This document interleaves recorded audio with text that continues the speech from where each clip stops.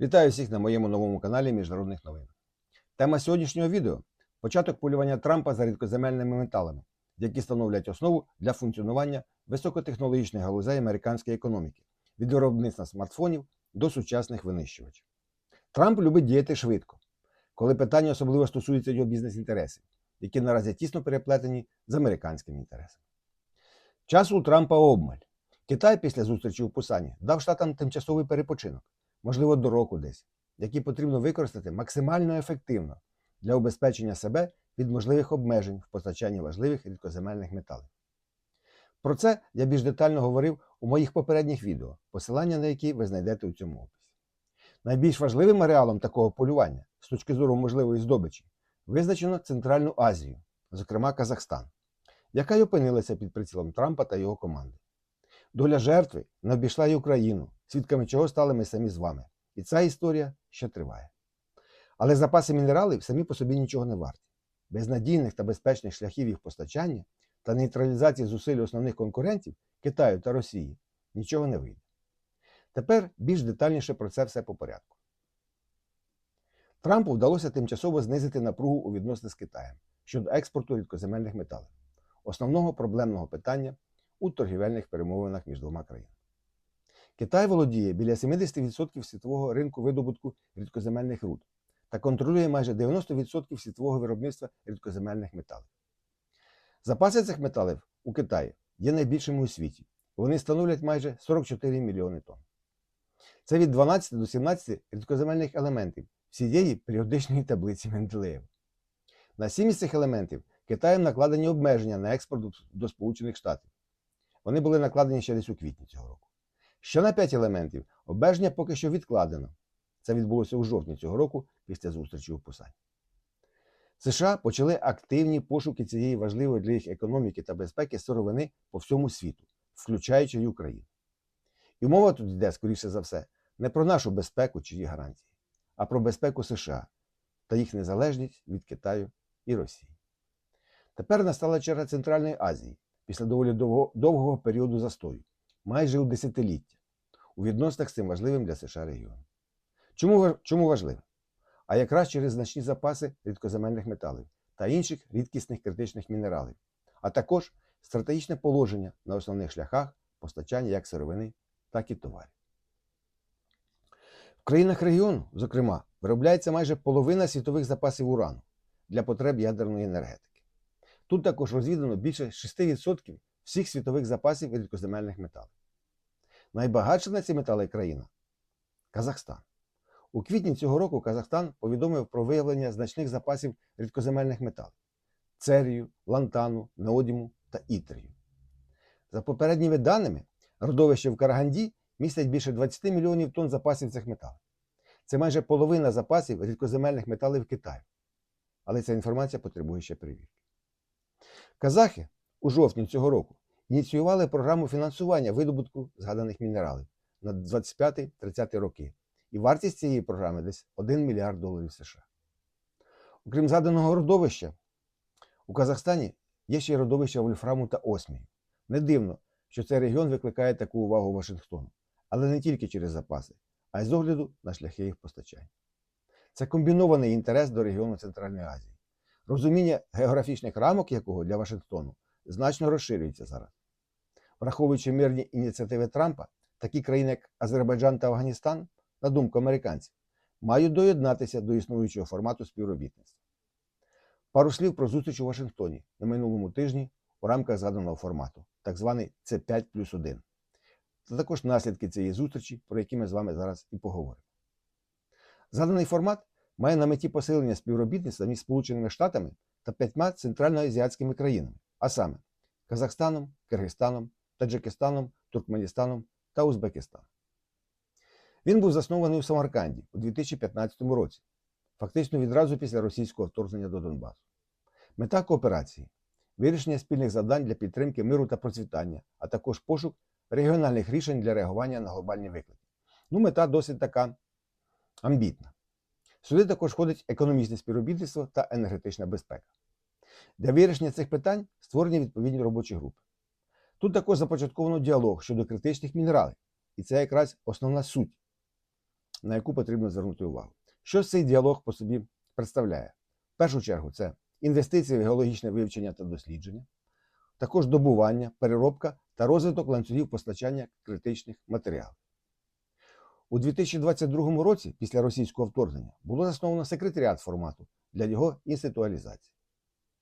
Увага учасників концентрується не тільки на кризах, а й на нових можливостях, на яких якраз і робиться акцент. Тобто головне не кризи, а можливості.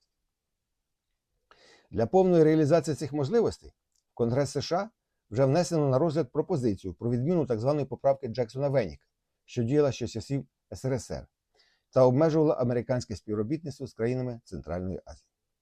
Цікавою є зміна американських орієнтирів щодо цього регіону, які спочатку стосувалися в основному регіональної безпеки, у тому числі у зв'язку з присутністю військового контингенту в Афганістані, а також захисту прав людини через утиски Китаєм етнічних уйгурських мусульман, та були орієнтовані і проти спроб Росії відновити свій вплив в регіоні.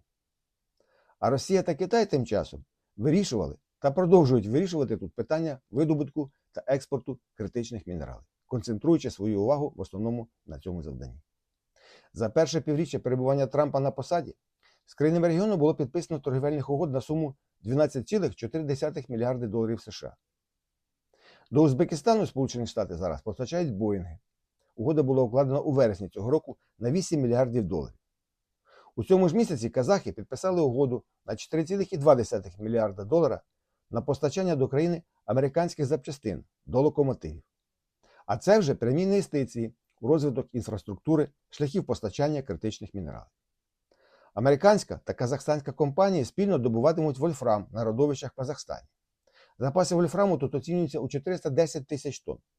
Загальний обсяг інвестицій у цей проект оцінюється 1,1 мільярда доларів, із яких 900 мільйонів доларів може надати Експортно-імпортний банк США, тобто найбільшу левову частку.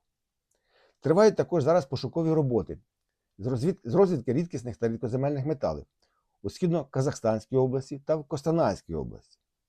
Казахстан володіє унікальним родовищем осмію, про яке я вже згадував. Осмій вважають найдорожчим металом на планеті. Станом на 2025 рік його вартість за 1 грам може сягати до 10 тисяч доларів. У свою чергу країни Центральної Азії, у тому числі Казахстан, впроваджують політику диверсифікації, щоб віддалитися від Російської Федерації та Китаю, які тут не дрімають. Так, росіяни в жовтні цього року провели вже другий саміт центральноазійський у Таджикистані, де Путін закликав до посилення торгівельних відносин. Перший саміт був у 2022 році. Об'єми російського експорту до Казахстану у 2023 році становили 16,1 мільярда доларів США. Китайці також тут не хочуть бути у гостьовій якості. У вересні цього року відбулося засідання Казахстано-Китайської бізнес-ради у Пекіні, де було підписано 70 торгових угод на 15 мільярдів доларів США. За даними Євразійського банку розвитку, двостороння торгівля між Китаєм та Центральною Азією у 2024 році становила 66,2 мільярда доларів США. Головне завдання зараз для США – це просто, так би мовити, застовпити місце в Центральній Азії. Зараз тут ідуть змагання за контроль та присутність з росіянами та китайцями. Пробує тут демонструвати свою присутність Європейський Союз, але як окремий гравець в умовах руйнування поняття єдиного Заходу. Тут точиться боротьба не тільки за мінерали, а й за шляхи їх постачання. У цьому зв'язку США бачать цей регіон набагато ширшим у географічному розумінні. Тут у американців свої інтереси. Білий дім намагатиметься активно залучати до роботи у цьому форматі Азербайджан, підкреслюючи недаремність миротворчих зусиль Трампа у припиненні вірмено-азербайджанського конфлікту. Та й сам Баку не проти цього. Але американська увага також прикута і до Афганістану, який вони планують підтягти до цього формату співробітництва. Коли йде мова про маршрути постачання, то тут згадується і так званий середній коридор, який співпадає з колишнім шовковим шляхом. Його також називають Транскаспійський міжнародний транспортний маршрут, який проходить через Китай, Казахстан, акваторію Каспійського моря, Азербайджан, Грузію та країни Європи. Окремо слід сказати про Узбекистан, який робить акцент на маршрутах постачання та їх диверсифікації. Через пару років буде збудована залізниця пряма від узбеків до китайців. Узбекистан має договори про співробітництво двосторонні з Казахстаном та Азербайджаном, формуючи новий такий собі трикутник постачання. Тепер про Україну декілька слів.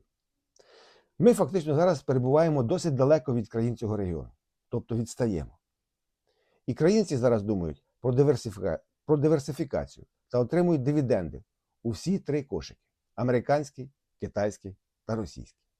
Наше зубожіння на фоні їх відносного процвітання якось не корелюється із спільними завданнями, які ми ніби вирішуємо чи могли б вирішувати.